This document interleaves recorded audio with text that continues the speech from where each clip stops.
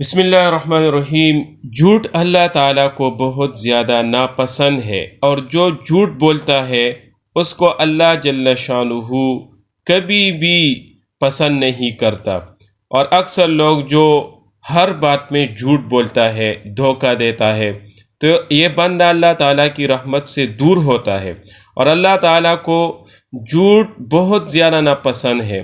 اس لیے حضرت عبداللہ ابن عمر رضی اللہ تعالیٰ عنہ بیان کرتے ہیں کہ اللہ کے نبی صلی اللہ علیہ وسلم نے ارشاد فرمایا، جب بندہ جھوٹ بولتا ہے تو انسان کی حفاظت کرنے والے فرشتے 1 میل دور چلے جاتے ہیں اس بات کی بدبو کی وجہ سے جس کا اس نے ارتکاب کیا۔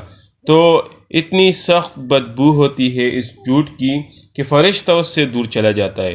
تو اس لیے ہم کوشش کریں کہ کبھی بھی کسی بات میں بھی ہم جھوٹ نہ بولیں اور جھوٹ بولنے سے پرہیز کریں۔